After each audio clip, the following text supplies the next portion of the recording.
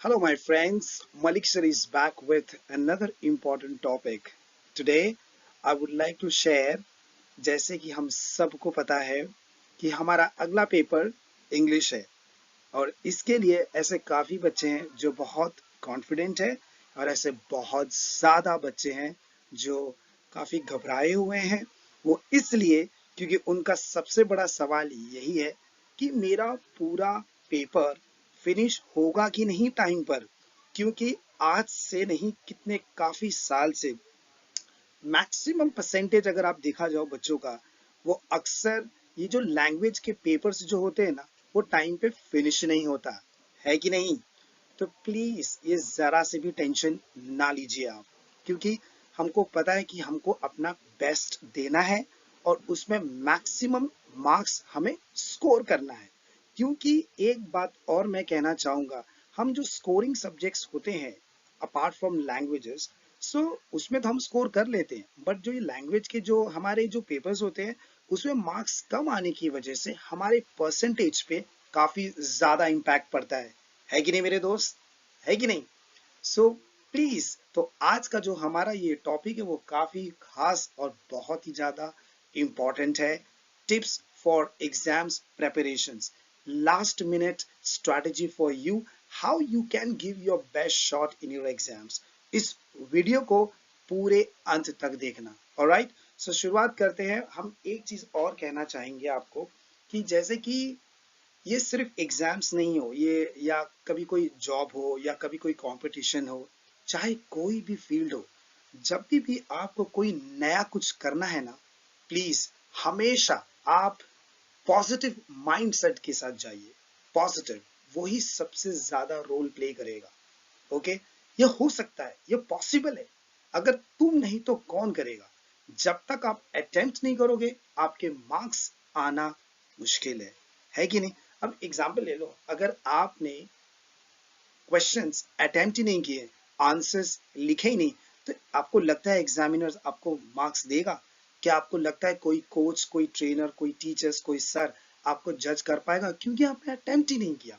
Attempt करने से ही हमें गलतियों का एहसास, मिस्टेक्स का पता चलता है, तो करेक्शंस तो होगा। So always go with the positive mindset. Alright, second, be very confident on your self. अगर आप कॉन्फिडेंट नहीं हो तो आप कितना भी अच्छा प्रेपरेशंस कर लो, आपके लिए बहुत ज्यादा मुश्किल हो जाएगा। ओके, बी वेरी कॉन्फिडेंट, चाहे जो भी हो।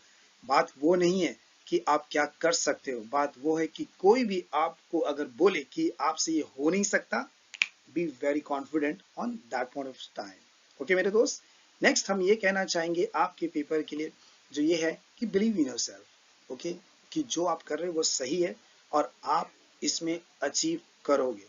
ये स्टेप्स याद रखिएगा। जो नेक्स्ट हम इस पूरी चीज में कवर करना चाहेंगे, टाइम मैनेजमेंट, जो काफी ज्यादा इंपॉर्टेंट है कि पेपर्स को हमें टाइम पे फिनिश करना ज्यादा जरूरी। वो कैसे, हम आगे बताएंगे, वीडियो पे जरूर रहिएगा। हमारा जो ये आखिरी पॉइंट है जो काफी ज्यादा इंपॉर्टेंट है, बताओ मेरे दोस्तों, कितने लोगों ने आपको secrets, tips, tricks, techniques share किया है कि नहीं, किया है कि नहीं, किया है ना। तो बस मैं ये कहना चाहूंगा, चाहे वो मैं हूं या कोई दोस्त हो या कोई सर हो या कोई भी हो, कितना भी कुछ आपको अगर कोई बोले ना, पर रिमेंबर, जब तक आप खुद स्टेप्स नहीं लोगे, जब तक आप प्रैक्टिस नहीं करोगे, जब तक आप अपना अगला कदम नहीं बढ़ाओगे, कोई भी चीज अचीव करना मुश्किल होगा। ओके, कहने के लिए तो बहुत कुछ है, कहने वाले बोलने वाले भी बहुत है, आगे वही जाता है, विनर्स वही होता है जो अपना अगला कदम बढ़ाता है, वो भी कॉन्फिडेंटली, खुद पे विश्वास करके। करोगे कि नहीं करोगे? तो please always take an action. Okay, doers, because if you want to achieve something, because you all are aspirant students, right? So you have to do something to achieve something. All right, तो I'm sure ये आप सब करेंगे। Let's move on to the next. अभी हम आपको ये बताने जाएंगे, ये हमारा जो इंग्लिश का पेपर है, जो अक्सर 4 सेगमेंट्स में बटे हुए हैं। चाहे वो कोई भी बोर्ड हो, चाहे वो स्टेट हो या सीबीसी बोर्ड हो, सो मेजरली और आईसीएससी प्रॉब्ली, ये सेगमेंट्स में यही होता है मेजरली आपका। देखा जाता है कि आपका बेसिकली रीडिंग कैसा है या आपकी इंग्लिश की राइटिंग कैसी है, फिर आपका फिर आपका ग्रामर कैसा है, फिर बाद में आ जाता है लिटरेचर। ये 4 सेगमेंट्स बहुत इंपॉर्टेंट होते हैं। लाइक हर अभी बहुत लोग ऐसे कहते हैं from the state board side, like majority of the students, if you see that, if they are, because उनका जो कम्युनिकेशन है वो स्ट्रांग नहीं, तो वो ग्रामर इतना स्ट्रांग नहीं होता, किसी के राइटिंग पे इम्पैक्ट पड़ता है। तो ऐसा आजकल ऐसे भी बहुत सारी चीजें हैं जो क्वेश्चन पेपर में, जो आपके जीके के ऊपर, आपके राइटिंग स्किल्स के ऊपर भी मार्क्स बहुत दिए जाते हैं, ये चारों के चारों सेगमेंट्स में। और ये पॉसिबल कब होता है कि आप जितना ज्यादा पेपर सॉल्व करोगे, प्रैक्टिस करोगे, because that is the key, है कि नहीं। पेपर सॉल्व करो, ज्यादा से ज्यादा लोगों से बात करो, जितना ज्यादा आप लिखोगे उतना ज्यादा आपकी राइटिंग उतनी स्मूथ होगी और उतना ही ज्यादा आप फ्लो में जाओगे और आपको मैक्सिमम मार्क्स आने के चांसेस हैं। So let's move on to the next segment. Is that what we're going to cover? Let's understand the English paper pattern. There are 6 sections what we have to do. Then I always suggest why writing skills is the best options, because बच्चे अक्सर हमें पूछते हैं कि कौन सा section हमें start करना चाहिए पेपर की शुरुआत में।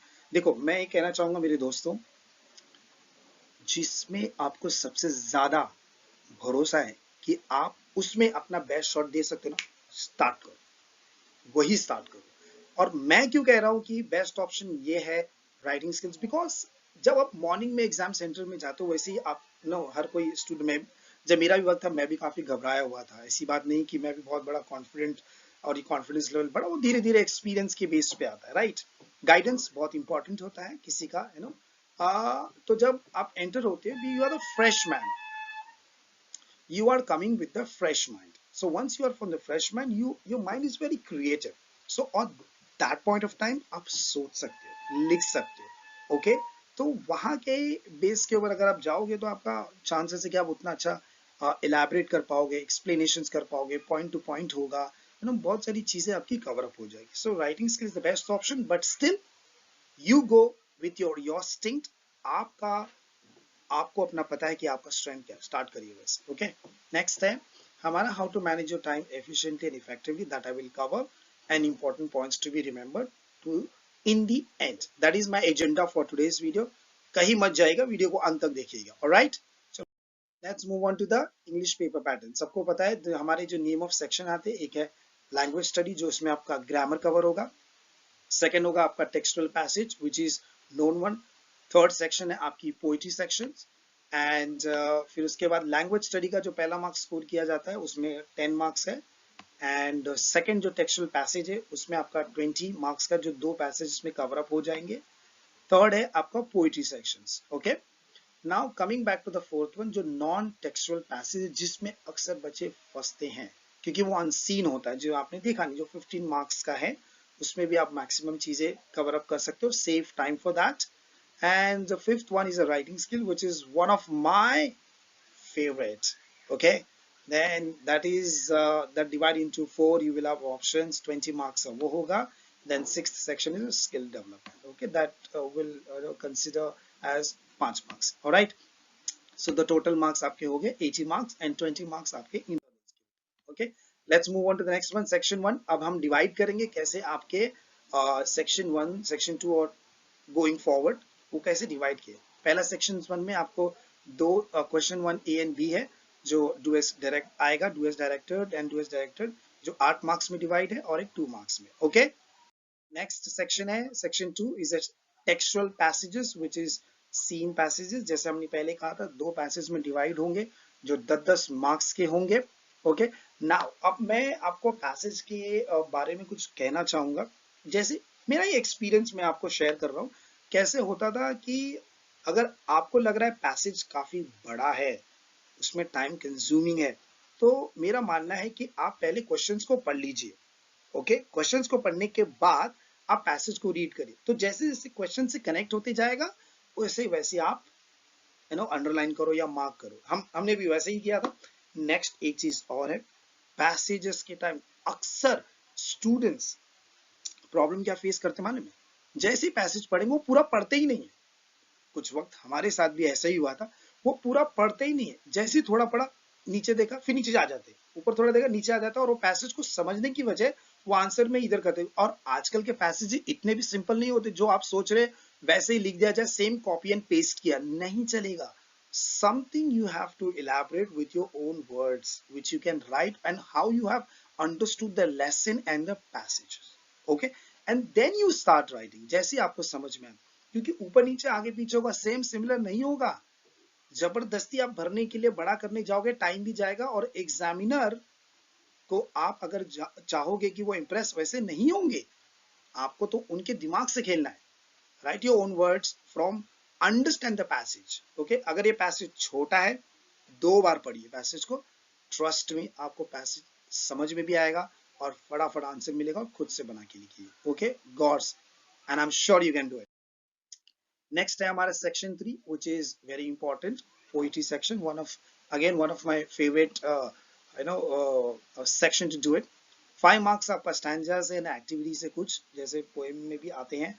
And the next is appreciation. आपको सबको पता है अप्रिसिएशन के भी कुछ नियम हैं, और पैसे के साथ तो अप्रिसिएशन करना ही है। अप्रिसिएशन में आपको मेजरली पोएम के नाम और राइटर के नाम, सेंट्रल आइडिया, थीम, आप प्लीज कोशिश करिए, वो ज्यादा इंपॉर्टेंट मैटर करता है।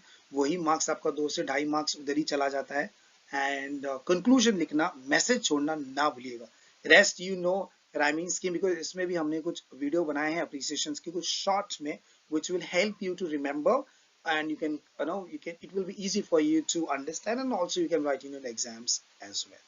Okay, great, सही जा रहे हैं। प्लीज नोट्स बनाइए, एंड ऑल्सो इस वीडियो को अंत तक आप देखिएगा। Alright, then move on to the next one.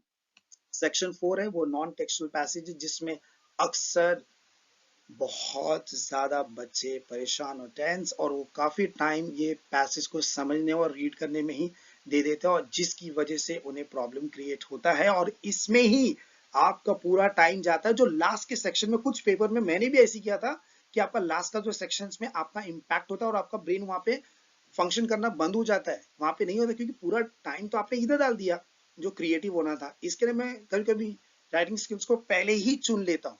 Okay, non textual जो अनसीन है, पैसेज को थोड़ा पढ़िए, टाइम स्पेंड करिए और अंडरस्टैंड करो, और start writing a question answer. And same writing, you all know what you have to do it, it is just the trailer of your movie. Okay, whatever movie trailer you have to show, give a proper title and go for it. Or again, don't try to copy everything, understand the crux, समझो वो क्या बोलना चाहता है passage, क्या message देना चाहता है, वैसे बनाइए। Impress your examiner. ओके, जो हमारा 5th का सेक्शन है, वो हमेशा हमने अपने स्टूडेंट्स को सजेस्ट किया है। पहला जो ऑप्शन है 5th A, letter writing, always go for formal letter. Chances of getting good marks, it will be high, because in formal you can write anything. Okay, you're writing a letter to your dearest one, your relatives and all. When you write a formal letters, you're writing some managers, teachers, municipal corporations. You need to use the jargons, you need to use some technical words, but not go for tough words, right? Don't go for some very examiner जिसको समझ ही ना पाए और आपने उसको sentence formation नहीं किया, वो भी नहीं चलेगा। Keep it very simple one.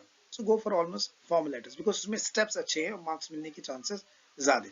Second है क्वेश्चन 5th B का, डायलॉग राइटिंग और drafting a speech. Both are good, go according to your strength. I prefer drafting a speech, which would be better, because if you're good in terms of giving a speech in public or something like that, make a speech on it, or even on the stage during functions. So I prefer drafting a speech. You go according to that and your strength. Next is 6th A, which is information transfer. Everybody know, from non-verbal to verbal and verbal to non-verbal, जिसमें आपको graph to paragraph और paragraph to थोड़ा tree diagram जैसा, पाई diagram जैसा, थोड़ा graphical style में बनाना होता है। So focus in that, whichever way you think it's comfortable to do it, उसी हिसाब से आप जाइए। लास्ट है एक्सप्लेन द थीम, जो न्यूज रिपोर्ट है, and develop a story. See again, developing a story, it will take a time and it will be more creative. But if you're writing a news report, आपको पता है news report में कब कैसे, कब कहाँ कैसे कौन था, वो ही लिखना पड़ता है। पर अगर आपका अगर प्रॉपर सेंटेंस और प्रॉपर फॉर्मेट आपके पास रेडी है, I am sure you good to go for news report. I would like to go for it, but developing a story also is another good options, but I prefer news report. आप क्या prefer कर रहे हो, please उसी पे ही strength पे बने रहिएगा. Alright, so let's move on to the next section, which is the last one, section sixth, which is called skill development. And the skill development is basically, it's not that a big thing, but yes, it's a translation, some few options you will get. आपको कुछ option मिलेंगे, question answers, कुछ GK जैसा, कुछ knowledge जैसा, कुछ आपका जो बेहतर चीजें, स्किल बेसिकली आप किस चीजों को कैसे डेवलप कर सकते हैं. चाहे various examples are there. I am sure अगर आप 3 4 5 साल के पेपर को सॉल्व करते हुए देखोगे तो आपको, आई am sure you will have a great and brilliant idea. Okay, and I hope I have covered all these 6 sections which would help you to score maximum marks. All right, all are with me? है कि नहीं? All right, let's come to the very important segment called time management. All right, सबको पता है कि हमारे पास सिर्फ 3 घंटे 180 मिनट, और आप अपने टाइम को पेपर के साथ, क्वेश्चन आंसर्स के साथ कैसे मैनेज करेंगे. जैसे कि let's start. Name of the section: Section 1 language study, 2 textual passages, 3 poetry. The durations: language study को आप 20 मिनट देंगे, उससे ज्यादा नहीं, ये इससे भी कम टाइम लग सकता है. कंफ्यूज नहीं होना है इसमें. जितना, अगर 5 मिनट भी बचता है तो उसको आप अनसीन के लिए कर सकते हैं, क्रिएटिव के लिए कर सकते हैं. टेक्सुअल पैसेज बड़ा है, 20 मार्क्स है, तो 20 मिनट देना, उससे ज्यादा नहीं. ध्यान रखिएगा, या 5 मिनट लैंग्वेज स्टडी से आप बचाइए. पूरी सेक्शंस 20 मिनट से ज्यादा नहीं. Fourth sections non textual passage, and उसके लिए भी आपको 40 मिनट देना है, क्योंकि इसमें टाइम लगते हैं हमारे बच्चों को. काफी बार हमने ये सुना है और बच्चे लोग को फेस करते हुए देखा है. Writing skills, again it's a creative, यहाँ पे भी अपना टाइम आप बचा सकते हो. आई डोंट थिंक सो, अगर आपका ideas and creative is crystal clear as per the subjects which you will get it, or topics what you will get it in your exams, मुझे नहीं लगता आधे घंटे से ज्यादा लेना चाहिए. यहाँ पे भी अपना टाइम बचा सकते हैं. अगर still you want to elaborate, remember writing skill 80 to 100 words, आपको 120 वर्ड्स नहीं लिखना है.